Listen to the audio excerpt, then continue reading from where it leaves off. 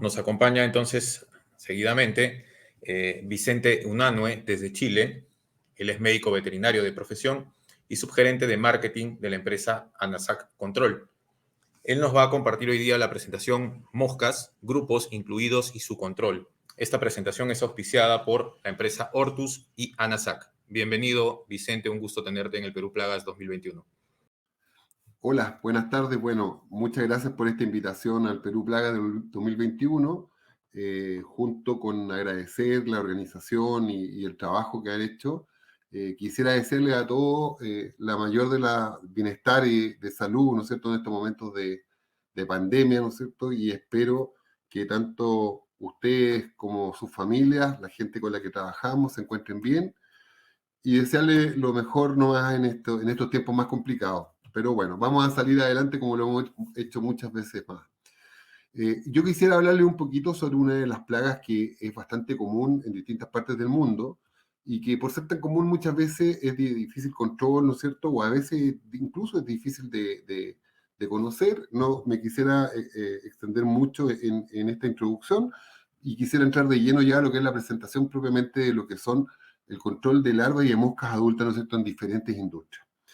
Partimos con lo primero y esto como modo de introducción, yo quisiera comentarles acá que existen primero hay que hacer una diferenciación importante con el tema de las moscas. Hay dos grandes grupos, por así decirlo. Un primer grupo, que es el que nosotros vamos a abordar hoy día, que son este que está acá, de las moscas sinantrópicas, moscas que yo las he denominado moscas succionadoras, que se caracterizan porque tienen una trompa o probóscide, ¿no es cierto?, que es blanda, carnosa, y que son las moscas que están presentes en las distintas industrias de alimentos, en los hogares, en los planteles pecuarios, etcétera.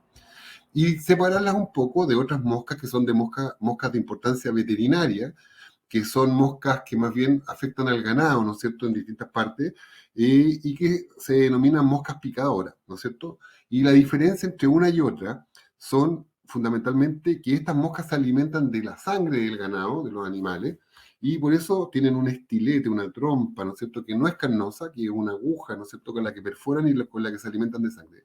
Lo que nosotros vamos a conversar hoy día es justamente sobre estas moscas, no las moscas de importancia veterinaria, porque caen un poco en otro ámbito.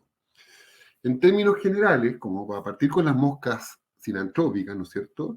Sinantrópicas significa que viven con el hombre, o sea, donde hay explotaciones humanas, donde hay instalaciones de gente, están estas moscas, viven con el hombre, sinantrópicos, junto al hombre, y tienen otra característica también que son moscas que son endofílicas, por lo general son muy amantes o prefieren estar, ¿no es cierto?, o establecerse en los interiores de las instalaciones. Entonces, es una mosca que habita con la gente al interior. Es una plaga que es cosmopolita, muy común, tan común que muchas veces nosotros convivimos con ella y no nos alarmamos tanto, como por ejemplo que si éramos una cucaracha o una pulga, un chinche, no sé.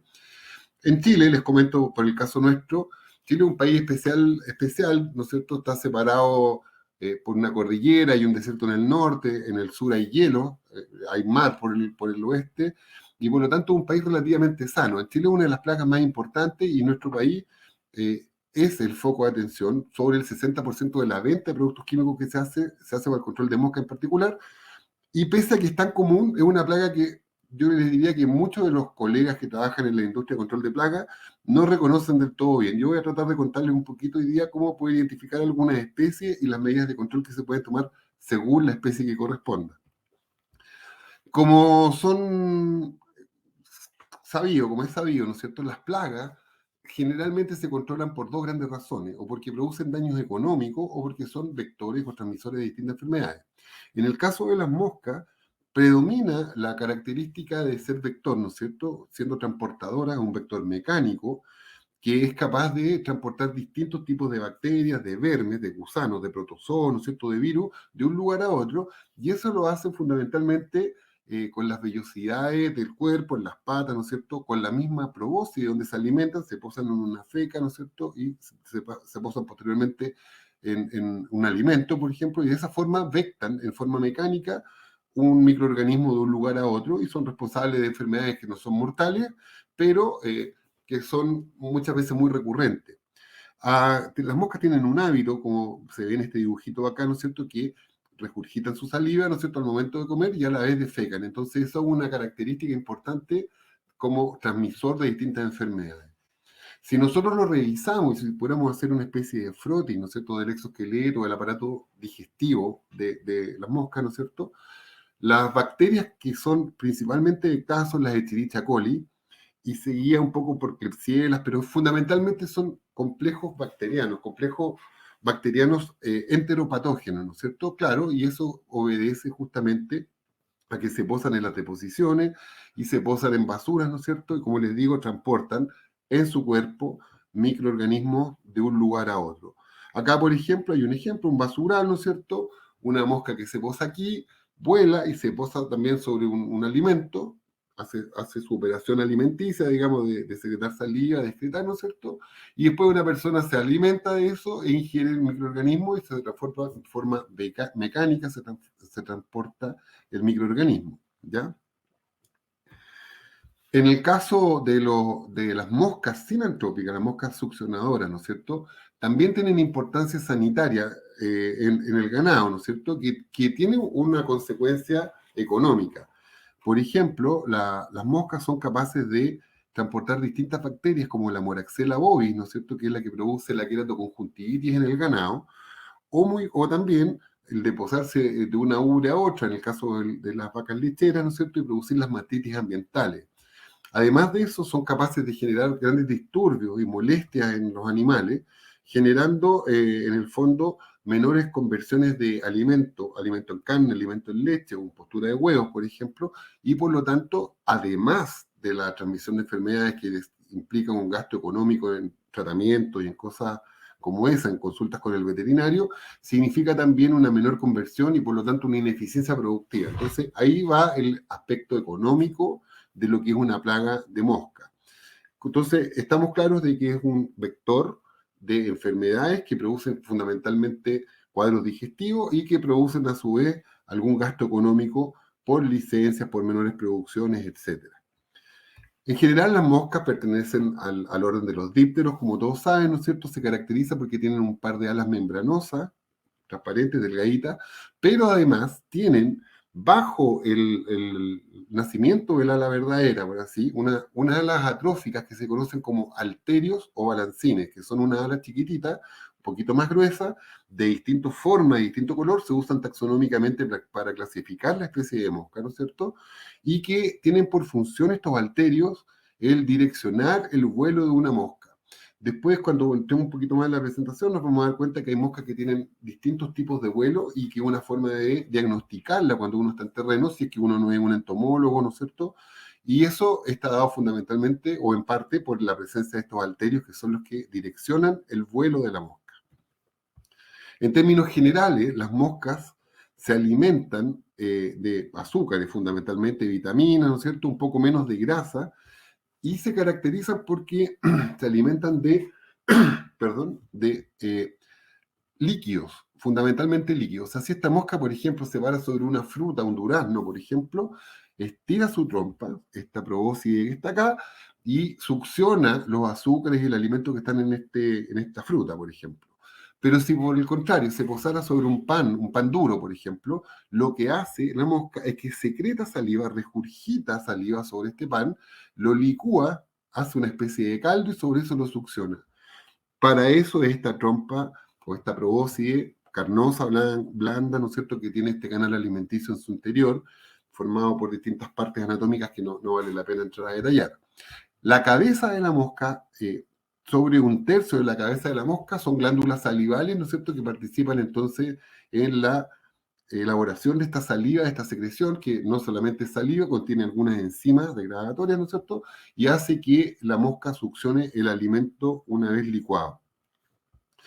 Anatómicamente también tienen acá una especie de antena, una antena que es como una especie de pluma, ¿no es cierto?, y que es la responsable fundamentalmente de detectar los movimientos del viento y es la que hace que se muevan de un lugar a otro.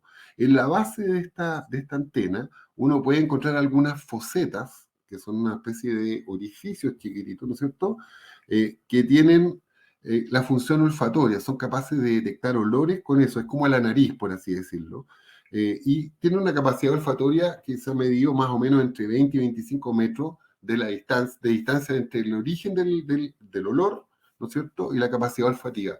Ahora, evidentemente, esta distancia va a depender de muchas condiciones, ¿no es cierto?, de la concentración del aroma, de las corrientes de aire, etcétera, etcétera, pero eso es más o menos la distancia que son capaces de olfatear. Dentro de esto también, dentro de esta función olfativa, ¿no es cierto?, está también la capacidad de detectar feromonas, que es importante la menciono porque las feromonas, en el caso de las moscas, se usan algunas feromonas de atracción sexual y dentro de los productos químicos, ¿no es cierto? Y bueno, son percibidas más bien por estas fosetas que están en la base de la antena frontal. Como dice aquí, bueno, ya está un poco dicho, las moscas defecan y regurgitan, ¿no es cierto? Y eso es una forma también que uno tiene como controlador de plaga para poder diagnosticar la carga ambiental que existe. Uno se puede fijar en los muros, en las ampolletas, por ejemplo, en los cielos, la presencia de estrellas y puntos. Las estrellitas corresponden a los regurgitados y los puntos corresponden a las fecas. Y eso es bien común, por ejemplo, en lugares donde se procesan alimentos y donde las condiciones de aseo no son las mejores. Tienen ojos compuestos, ojos facetados, más o menos cada ojo compuesto está constituido por 4.000 facetas, ¿no es cierto?, que están ricamente inervadas, ¿no es cierto?, y transmiten la visión hacia el cerebro, ¿no es cierto? La visión de la mosca fundamentalmente se basa, es como ver un mosaico, ¿no es cierto? Y en la parte superior, en el vórtex, acá en la cabeza, tienen tres ojos más simples que se llaman o celos, ¿no es cierto? Y que son ojos posteriores, ¿no es cierto? Que le permiten dar una visión más perimetral y más de 360 grados, podríamos decir. En general, las moscas, vamos a ver algunos tipos, ¿no es cierto?, tienen una capacidad de vuelo que puede llegar a los 20 kilómetros, o sea, se pueden distanciar desde más o menos 20, 25 kilómetros desde sus fuentes de cría. Sin embargo, y esto es re importante, dado que las ciudades han crecido, ¿no es cierto?, se han acercado a lugares, a planteles, por ejemplo, animales que estaban antiguamente en el campo y ahora son colindantes a villas o a casas de campo, ¿no es cierto?, a countries. Las moscas generalmente se ubican en un perímetro de 400 a 600 metros desde sus fuentes de cría. Generalmente no son capaces de alejarse mucho, salvo que las condiciones ambientales alimenticias particularmente no sean las ideales. En general, las moscas en general, como les digo, se centran siempre en lugares próximos a sus fuentes de cría y a las fuentes de alimento, ¿ya? Hay un factor también que es característico de las moscas, que es el efecto mosca, que se llama, que es un factor densodependiente, que consiste en que las moscas visualmente se concentran en grupos. No sé si ustedes se han fijado que hay algunas trampas pegajosas, por ejemplo, que vienen con diseño de moscas impresas, ¿no es cierto? Porque hay un efecto de aglutinación ahí que tiene que ver con la feromona y tiene que ver con el efecto agrupación. Es un factor denso dependiente que se usa para las capturas. Por eso las trampas, por ejemplo, hay unas trampas con líquido y con unos líquidos, ¿no es cierto?, de fermentación, hacen que las moscas se acerquen por el olor, ¿no es cierto?, pero además por este factor denso dependiente. Otros factores ambientales que influyen, por ejemplo, es que al tener un sustrato, un estiércol, una basura, ¿no es cierto?, este sustrato tiene una característica que es que al estar apilado, ¿no es cierto?, en un basural, en una industria, en la zona de basuras, ¿no es cierto?, por ejemplo, hay una concentración de humedad. Y al haber una mayor cantidad de humedad y temperatura dentro de los procesos fermentativos propios de la materia orgánica, ¿no es cierto?, hay una mayor condición que disminuye la mortalidad de los huevos puestos y de las larvas que se colocan ahí, por lo tanto determina mayor cantidad de moscas. Por otro lado, el calor, como les decía, es un factor importante porque ciertas temperaturas sobre 20 grados, ¿no es cierto?, 20, 23 grados, son factores que permiten acelerar el ritmo o el ciclo biológico de la mosca y por lo tanto también facilita que no solamente baje la mortalidad, sino que también exista una mayor cantidad de larvas viables, digamos, mortalidad de huevos y larvas viables que sigan hacia la fase de pupa y a la fase siguiente, ¿no es cierto? Al haber un sustrato como este, también existen muy buenas condiciones de alimentación. Existe una oferta importante de alimentos que hace que la mosca pueda comer tranquilamente, crecer, ¿no es cierto? y a mejor calidad del sustrato, ¿no es cierto? Las moscas son capaces de tener un tamaño un poquitito más grande. Uno puede reconocerlas un poco por la calidad del sustrato, por el tamaño de la mosca doméstica, en particular considerando un tamaño más grande cuando están bien alimentadas y un poquito más chica cuando no. Y por último, bueno, el olor, que es un factor que claramente aglutina moscas, ¿no es cierto? Como les estaba comentando. Entonces, el sustrato es un factor muy importante en lo que nosotros debemos pensar como control y por lo tanto es una de las medidas que como empresa controlador de plagas debemos revisar y debemos tratar de gestionar con los contratantes, con las empresas que nos contratan, ¿no es cierto? Porque muchas veces el manejo de estos residuos no depende de la gestión que hagamos nosotros, sino que depende del mismo cliente que nos está contratando, ¿ya? Pero este es un eje central dentro de la potencialidad de carga de mosca que pueda tener un ambiente. Esto es un poquito lo que les mostraba al principio, las moscas con la proboscis blanda, ¿no es cierto?, carnosa, el estilete, ¿no es cierto? Y aquí hay una cosa que ya entramos a detallar un poquito más, ¿no es cierto? Las moscas succionadoras, sinantrópicas, con las que nos toca enfrentarnos, no pecuarias como esta, incluyen varias especies y muchas veces los técnicos o las personas no reconocen o no son capaces de diferenciar una especie de otra, que tienen una etiología distinta, que tienen un comportamiento distinto, ¿no es cierto? Y por lo tanto, estrategias de control distintas. Entonces, hay varias especies, la mosca doméstica, la fania, ¿no es cierto? Ofira, hay varias especies de fanias, calaris, ¿no es cierto? Ofira, yo no los quiero ahondar en eso, lo voy a hablar como en términos más generales, Ofira, Leucostoma, etcétera, y otras moscas, que son las que vamos a tratar de revisar ahora. Esta es una imagen, ¿no es cierto?, que busca separar la mosca veterinaria. Nuevamente, fíjense en la trompa, en la probóscide, y hay otros factores que se usan también para la diferenciación de especies de mosca. Por ejemplo, las franjas del tórax, que son características de algunas especies, el número de franjas, el color que tienen, en algunas marcas que puedan tener en los abdómenes, ¿no es cierto?, en la parte dorsal del abdomen, pero lo más importante que yo les recomiendo puedan controlar es la nervatura de las alas. Y aquí les voy a dar algunos tips para que ustedes puedan diferenciar algunas especies que nos importa diferenciar, digamos, ¿ya? La nervatura que está en el ala es un factor importante y de diferenciación que vamos a tratar de ver. Esto es de moscas pecuarias, se los dejo ahí como información, solamente ellas hacen su ciclo sobre la bosta de los animales, ¿no es cierto? Y se posan sobre los lomos de los animales, no tienen gran capacidad de vuelo y una mosca distinta, pero voy a salir de esta parte pecuaria y vamos a entrar en la mosca sinantrópica.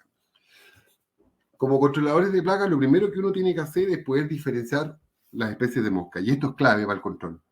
Cuando los controles fallan, muchas veces las empresas le echan la culpa un poquito a los productos, pero no es tanto eso, es generalmente porque son malos diagnósticos. Entonces, las moscas se pueden clasificar, y esta, créanme que una clasificación mía no la van a encontrar en ninguna parte, pero existen tres grandes grupos de moscas. Las moscas pequeñas, que son estas que están acá abajo, que las vamos a revisar, las moscas medianas, que son las más comunes y por las que generalmente nos llaman, ¿no es cierto?, y las moscas grandes, o moscas cadavéricas también. Vamos viendo por parte porque hay que poder diferenciar una con otra.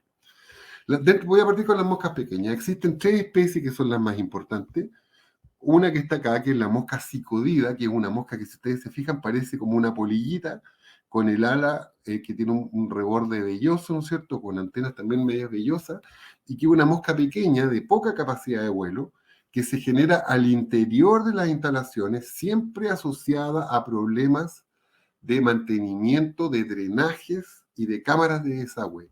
Es típica, por ejemplo, de baños también, de los baños, los excusados, del water, ¿no es cierto?, que tiene problemas que se tapa, o cámaras de desagüe también, y por lo tanto una mosca que se genera en esas condiciones, en aguas estancadas, ¿no es cierto?, al interior, y sale. Ustedes la pueden detectar en una planta, por ejemplo, porque no tienen ningún problema, de repente hay un problema en unos baños, ¿no es cierto?, y los equipos que están ahí monitoreando son capaces de detectar un aumento de la población. Pero no es un aumento general, es un aumento focalizado y está siempre, como les digo, asociado a estos problemas de mantenimiento.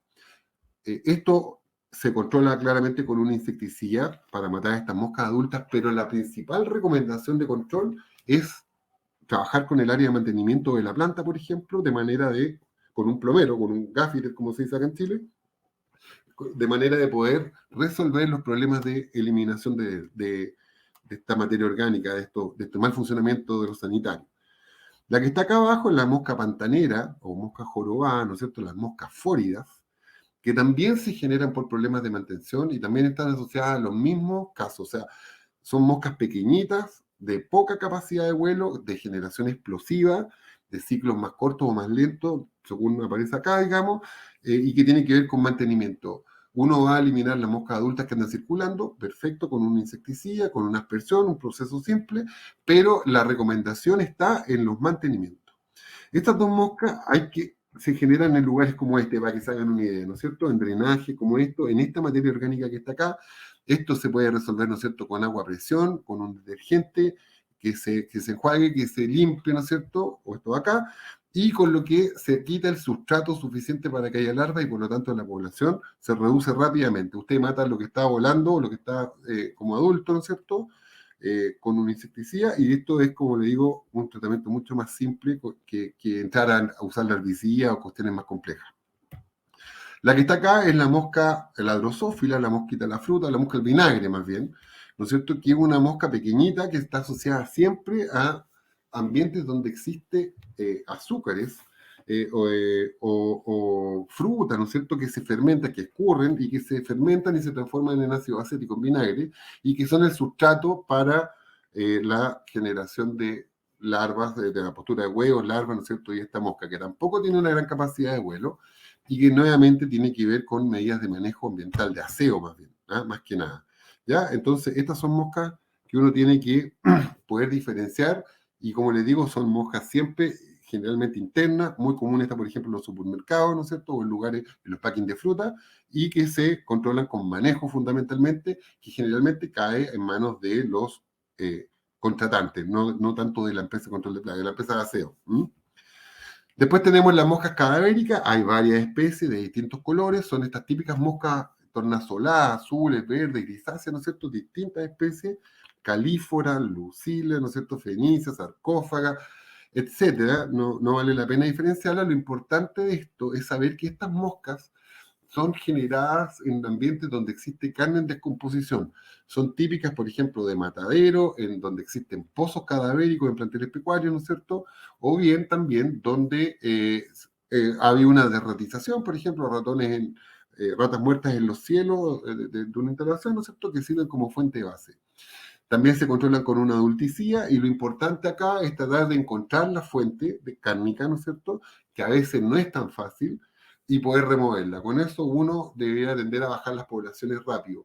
También son poblaciones que suben rápidamente de un instante a otro. ¿Ya? Y después tenemos las moscas medianas, que son las más comunes, donde acá yo creo que es importante que podamos parar en dos cositas. La más común es la mosca doméstica, que la conocen todos, y que es una mosca que se caracteriza porque está posada gran parte del tiempo en lugares soleados. 60 o 70% del tiempo se posa en lugares soleados, techos, paredes. Y por lo tanto los tratamientos de control, las aspersiones o los tratamientos que uno va a hacer con algún químico se hacen sobre esos ambientes. Se reconoce por las franjas del tórax, que yo le diría que es importante, pero no tanto, o se reconoce porque la cuarta vena del ala, como les muestro acá, es curva. ¿Ya? Y eso es importante, porque usted si la ve volando, es una mosca que vuela recto. Si usted la ve en una trampa, fíjese en esta curvatura del ala, que es la que hace o la que permite la clasificación. Y esta mosca se tiene que diferenciar de la que está acá, que se llama pequeña mosca doméstica, que es la Fania canicularis o la Fania scalaris, hay varias, que es una mosca que es propia de lugares donde existe amaneceres fríos, mediodía con calor y al atardecer frío. Por ejemplo, en Perú, por lo que yo he visto, es una mosca que podría tal vez estar en la sierra por las condiciones que tiene Perú, digamos, que en la mañana hace frío, al mediodía hace calor, pica el sol y en la tarde vuelve a hacer frío. Entonces, es una mosca que se reconoce, primero por esas condiciones, es una mosca que vuela en espiral, que vuela en círculos, dibuja círculos permanentemente, es una mosca que se posa poco tiempo, el 70% está volando en los dinteles de las puertas, ¿no es cierto?, en los accesos, y por lo tanto una mosca que es de difícil control, porque todos los insecticidas actúan por contacto o por ingestión, y los cebos, fundamentalmente para esta mosca, atraen por una cuestión alimenticia, por los azúcares que puedan tener, no por la feromona, porque es una feromona distinta a la que tiene los productos que sirven para el control de mosca doméstica. Esta usa una feromona que se llama Z9-tricosene y esta es la Z9-pentacosene, que son distintos, aunque son poquitas diferencias químicas, atraen de forma distinta. Y lo que tenemos acá es Ofira, que es la mosca negra de las basuras, que es una mosca también típica de los exteriores, que tiene un comportamiento de vuelo muy similar a la mosca doméstica. Si usted en terreno no es capaz de diferenciar una de otra, no importa, pero se va a dar cuenta porque vuela recto y porque se posa en los lugares soleados, ¿ya? En este caso es una mosca negra oscura, no tiene las franjas como se fijan acá en el tórax y no tiene la curvatura del ala, pero ojalá que no la puedan, no importa si no la pueden diferenciar, lo importante es diferenciarla de la Fania. Acá está un poquito lo mismo, ¿no es cierto? Esto sería, por ejemplo, se fija la curva del ala, esta sería una mosca doméstica, esta no tiene curva, esto sería de una Fania canicularis, ¿ya? Estas son las venas alares, ¿no es cierto? Y el espacio entre dos venas se llama célula, ¿ya? Para que usted maneje el concepto.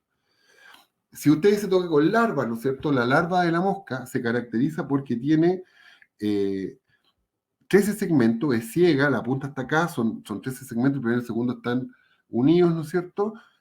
No tiene aparato locomotor, pero repta como un gusano y se diferencia de la Fania, de la larva de Fania, porque la larva de Fania tiene espícula, es vellosa, ¿ya? Son sensibles a los larvicidas. Esta que está acá es una larva ¿cómo se llama? De Ofira, que no habría que diferenciarla mucho de mosca doméstica también. O sea, Ofira y mosca doméstica para mí caen dentro de la misma categoría. El ciclo de las moscas es un ciclo con una metamorfosis, ¿no es cierto?, completa. Tenemos adultos. Los adultos son el 10% de la población, el 90% restante usted lo encuentra como huevo, como larvas o como pupa. La velocidad del ciclo depende de las temperaturas, por supuesto, ¿no es cierto?, siendo más o menos de 7 a 10 días en verano, cuando la temperatura ambiente es de unos 25 30 grados, ¿no es cierto? Y cuando las temperaturas son un poquito más bajas, de 15 a 20 grados, como ocurre en las zonas más australes como Chile, ¿no es cierto? Los ciclos son un poquito más largos, ¿ya? Porque el metabolismo de los insectos está relacionado con las temperaturas. Acá es lo mismo, una curva donde se muestra el tiempo, los días de ciclo, según las temperaturas, ¿no es cierto? Y acá se puede ver que los ciclos son más cortos, 9, 10 días, cuando las temperaturas son más altas, nada más que eso. Los huevos son un compuesto, o sea, son una estructura blanca, igual que un grano marrón, ¿no es cierto?, que tiene al interior un embrión, tiene un vitelo, son puestos en grupos, en posturas de 5 o 6 posturas, ¿no es cierto?, colocándose unas 600 huevos por hembra, más o menos. Y estos huevos se caracterizan porque tienen un vitelo, que es como la clara del huevo, por así decirlo, ¿no es cierto?, que sirve de alimento para el embrión. Tienen un corion y tienen una estructura cuticular externa, ¿no es cierto?, que la hace bastante resistente al efecto de los químicos, incluso a las fluctuaciones de temperatura. No son controlados por la herbicida. Una vez que el huevo es colocado dentro de una materia orgánica que tiene 90, 93% de humedad, ¿no es cierto?, y una temperatura de 20 grados idealmente, el huevo se coloca ahí en lote. La mayoría de los huevos, según las condiciones, siguen su camino hacia la larva, ¿no es cierto? Hay 3 fases larvarias. La larva va creciendo y forma el primer estado larvario, larva 1, que en el fondo se introduce dentro del sustrato, y empieza a alimentarse. Al alimentarse, ¿no es cierto?, va tomando peso, va desarrollando su organismo, ¿no es cierto?, y pasa a la siguiente etapa, que son la larva 2 y la larva 3. La diferencia es que llega a sumergirse, ¿no es cierto?, a unos 5 a 10 centímetros de la superficie, puede llegar un poquito más, mientras va comiendo, va mudando, y por eso los tratamientos de herbicidas se hacen contra el guano, contra el sustrato, para que cuando la larva pase por ahí se alimente, ¿no es cierto? Y bueno, y a la medida que va avanzando hacia la larva 3, vuelve a subir a la superficie, ¿no es cierto?, porque ya pierden un poco la fotofobia y pasan a la fase siguiente, que es la fase de pupa, ¿ya? Eso es como característica. Al momento de pupar, la larva, lo que hace, esta larva engrosa su piel, ¿no es cierto?, y lo que hace es que pasa a esta fase de pupa, que es inmóvil, ¿no es cierto?, que es resistente, que ya no se mueve, y la mosca lo que hace es que infla una bolsa que se llama tilinum, que es frontal, que está entre medio de los ojos, ¿no es cierto?, empujando una estructura de la pupa que se llama opérculo, y de ahí la mosca sale, ¿no es cierto?, se seca su cuerpo, insufla, digamos, hemolinfa por su canal venoso alar y está en condiciones de volar, ¿no es cierto?, dentro de unos minutos, media hora, 15 minutos, depende de las condiciones, pudiendo reproducirse la hembra a las 72 horas y el macho a las 11 horas después de emergido, ¿ya? El macho coloca la esperma en una bolsa que tiene la hembra, que son las espermatecas, y por lo tanto hace fecundaciones seguidas, y con eso lo que se consigue es que se fecunden huevos en forma de lote, y por eso son 5 o 6 posturas de 120 huevos más o menos cada una. Eso con respecto al ciclo y un poco la diferenciación. Sé que voy un poquito rápido, pero los tiempos son cortos. Lo que está acá es el control integrado, que ustedes lo conocen bastante bien. Generalmente nosotros nos centramos en el control químico, pero la verdad de las cosas que lo que debiera hacerse es poder tener todo el programa completo siempre, ¿no es cierto? Porque las plagas estas se tienen que entender como una población y por lo tanto hay que intervenirlas no solamente con lo químico, sino que con medidas de manejo y otros tipos de control. Lo que yo le hablaba de la identificación de moscas es clave desde mi punto de vista, poder diferenciar una mosca de otra, ¿no es cierto? Y esto es lo que determina todas las recomendaciones que se hagan para adelante. Si se llama un plomero, si se hacen aplicaciones interiores, si se hacen aplicaciones exteriores, dónde hacerlo, etcétera. Si retiro, busco restos de carne, etcétera. Entonces, vamos, las medidas de manejo ambiental obviamente las conocen, tienen que ver con el mantenimiento al máximo posible, ¿no es cierto?, de las instalaciones, ¿no es cierto?, disminuir la oferta de agua, de comida, de refugio, y eso es un trabajo que se hace en forma mancomunada con la empresa que nos contrata, ¿ya? Entonces, es importante como profesionales del tema que podamos dejar la recomendación. El programa incluye otras medidas, como las medidas de control físico, ¿no es cierto? Incluyen una serie de cosas como las lamas. Estas lamas, por ejemplo, no sirven, son muy cortas, que tienen que tener continuidad, que tienen que tener un traslape del 5%, las cortinas de aire, ¿no es cierto?, retorno automático de puertas y una serie de otras, mallas mosquiteras, ¿no es cierto?, y una serie de otras medidas físicas que lo que hacen es que evitan que una plaga de moscas ingrese de un lugar a otro.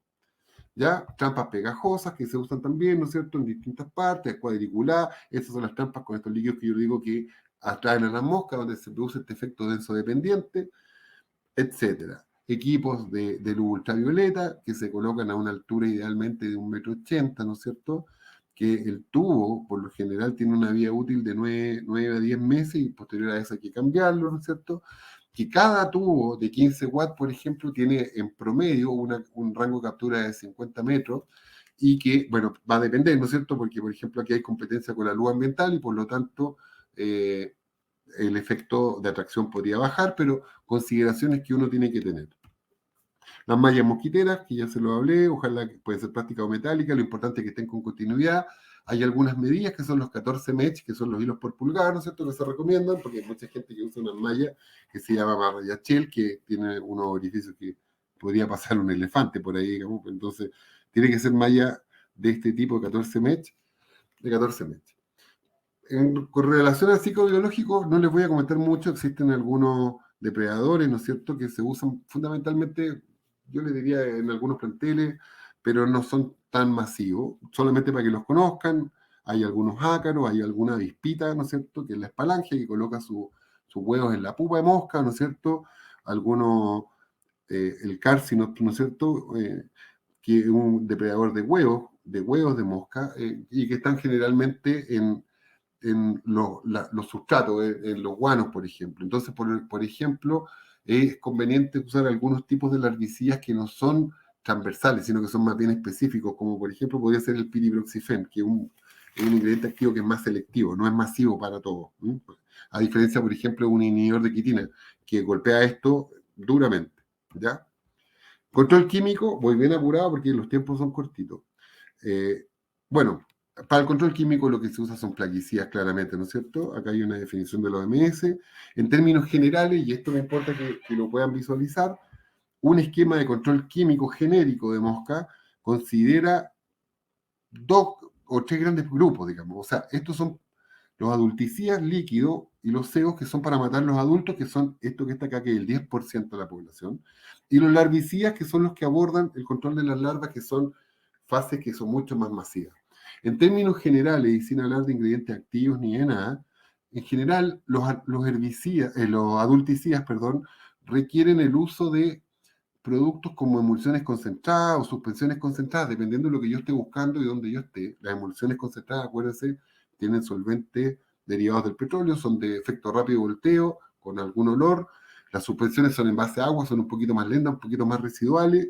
Los concentrados solubles o microencapsulados, también en base a agua generalmente, con algún tipo de aceite aromático para solubilizar los activos. O los polvos mojables, que se usan bastante y que manchan. Los cebos, en el fondo un cebo es un alimento, ¿no es cierto?, con azúcar, en este caso, y con feromonas, ¿no es cierto?, que generalmente se usan como polvo o gránulos mojables, ¿no es cierto?, como la alternativa porque le hace que tengan mayor estabilidad, un tamaño de partícula más grande. Y los larvicidas generalmente, y esto yo creo que es lo más conveniente, es usar polvo mojable o polvo seco que se apliquen sobre los sustratos. ¿Y por qué?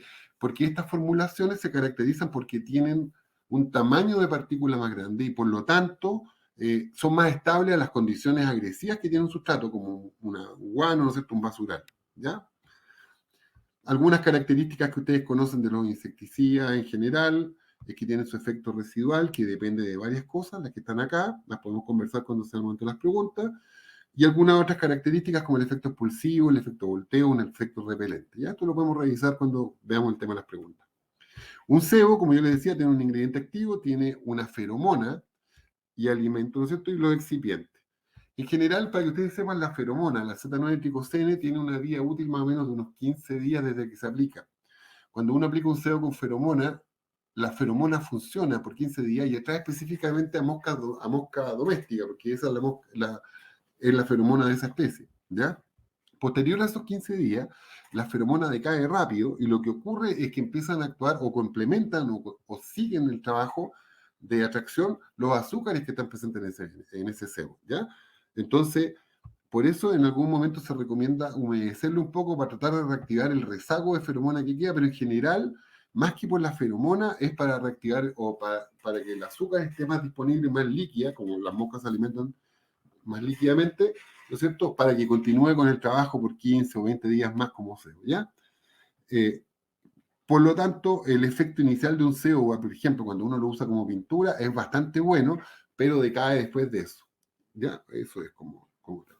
Otros larvicidas, ¿no es cierto?, son aquellos que actúan en forma física, inorgánicos, como la tierra de atomea, el ácido bórico, que lo que hacen es que desecan, actúan como venenos estomacales, ¿no es cierto?, y son desecantes de la larva, y eso es la función más importante. Y existen otros tipos de larvicidas que tienen algún tipo de efecto sobre el exoesqueleto, ¿no es cierto? Tenemos la ciromacina, que es específico para dípteros, ¿no es cierto? Pero tenemos otros más como el difluensurón, triflumorón y una serie de otros inhibidores de quitina, o el piriproxifen, que es el símil de la hormona tímica juvenil, y lo que hace es que su presencia evita que haya grisona y por lo tanto no hay muda. Y al no haber muda, no hay paso a la fase siguiente, ¿no es cierto? La larva se mantiene en un estado juvenil y por eso estas larvicidas se conocen como juvenoides. ¿Ya? Esto se aplica más o menos cada 20 días y acá, por ejemplo, están los huevos y la idea, por ejemplo, esto es en un plantel, ¿eh?, donde hay, estas son guanos, y la idea, ¿no es cierto?, es ir haciendo pequeñas capas de manera que cuando salga la larva y baje para alimentarse, ¿no es cierto?, la larva lo que haga es que vaya consumiendo la herbicida y no pase a la fase siguiente, ¿eh?, independientemente del mecanismo de acción que sea. Por último, ya casi por terminar, para que alcancen las preguntas, acá les coloco algunos, mire, son unos ejemplos de productos, da lo mismo, el concepto es lo que me importa.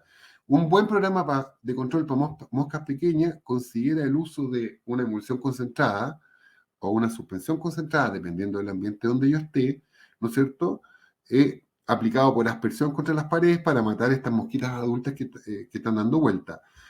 Equipos de monitoreo, pero como les recuerdo, mantenimiento, aseo, limpieza es la clave, ¿no es cierto? Entonces el monitoreo lo puedes hacer con trampas, con equipo, adulticidas, con tratamiento más o menos frecuente, pero estas moscas son fáciles de controlar, ¿no es cierto? Pero la mantención es la clave. Para el tratamiento de las moscas adultas, la recomendación es usar una adulticida, la formulación que ustedes prefieran, emulsión, suspensión. Hay emulsiones concentradas que no solamente tienen solvente derivado del petróleo, sino que también tienen ésteres metílicos de ácido graso derivados de la soya, de vegetales, ¿no es cierto?, que son bastante amigables y bastante efectivos. complementado con sebo, ¿no es cierto? Y con larvicida. Acá la larvicida es clave para el control de moscas medianas y grandes, además de lo que son los monitoreos. Las aplicaciones, fundamentalmente, o en mi opinión, ¿no es cierto?, las más ideales para mí son en base a bombas de espalda, ¿no es cierto?, seguía, dependiendo de los lugares, pero seguía por la ultra bajo volumen. Las termonebulizaciones son en algunos casos recomendables, pero dado el tamaño de la gota pequeño, ¿no es cierto?, y la temperatura con la que trabajan estos equipos, son solamente para un efecto de choque y para un efecto de golpe. No son como para hacer tratamientos rápidos o permanentes, porque la residualidad que dejan es muy cortita por las temperaturas, por los tamaños de la gota. Eso es, espero no haber estado muy rápido, pero estoy en el tiempo justo cumplí. Muchas gracias y quedo disponible a sus preguntas.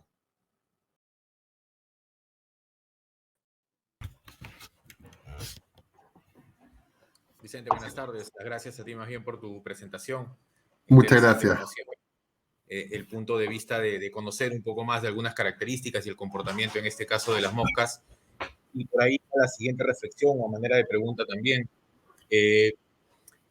La implicancia que tiene saber, no al grado, como bien mencionaste, de ser un entomólogo de repente, pero sí mediante la inspección identificar primero una especie y saber identificar algunos patrones de comportamiento, por ejemplo, el alimenticio o, por ejemplo, el patrón de vuelo o descanso, y que eso tenga el impacto en las aplicaciones, por ejemplo, que he mencionado ahora último. Claro. Productos de efecto residual que seguramente están relacionados con identificar que hay más moscas posadas que en vuelo de repente, ¿no? Donde no nos serviría mucho de repente un producto de efecto espacial si es que las moscas están posadas. Por ese lado creo que es importante conocer esas características y si nos puedes abordar un poquito más el tema. Sí, mira, Enrique, yo soy veterinario, no soy entomólogo, pero por ejemplo en Chile, le cuento el caso de Chile. En Somos Chile colegas. las estaciones son muy marcadas, en el invierno hace frío y en el verano hace calor.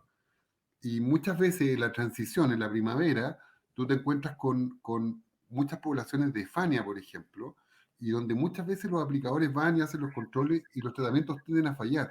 Y tienden a fallar no por un problema ni de la dosis, ni de la aplicación que se hizo, ni del producto que se escogió, ni incluso la técnica de aplicación. El problema está porque el diagnóstico inicial es malo, no es conocido. Entonces, cuando pasa eso, hay mucho fracaso en el tratamiento, hay mucha vuelta a retratamiento y eso tiene un costo muy alto para un aplicador. Y finalmente, nace por el problema, como te digo, del diagnóstico. Entonces, en mi presentación traté de darle esa pauta para poder identificar de repente una especie de otra. Ahora, yo entiendo que el caso de Chile, un país más austral, es distinto a lo mejor a lo que pueda pasar en Perú, que son zonas más cálidas, pero en general en las zonas con altura tú podrías encontrar estas dos especies y por lo tanto hacer tratamientos distintos. Cuando se trata de mosca doméstica, los tratamientos se hacen sobre los techos. Si tú logras diagnosticar Fania, los tratamientos se hacen en los tercios inferiores o en los arbustos perimetrales. Y eso te marca una diferencia gigante en lo que es el control. Entonces, por eso para mí es muy importante poder reconocer o tener este diagnóstico, porque efectivamente tu tratamiento mejora mucho la efectividad que tiene y te ahorras costos, te ahorras reclamos de tu cliente, te ahorras del contratante, me refiero, ¿no es cierto?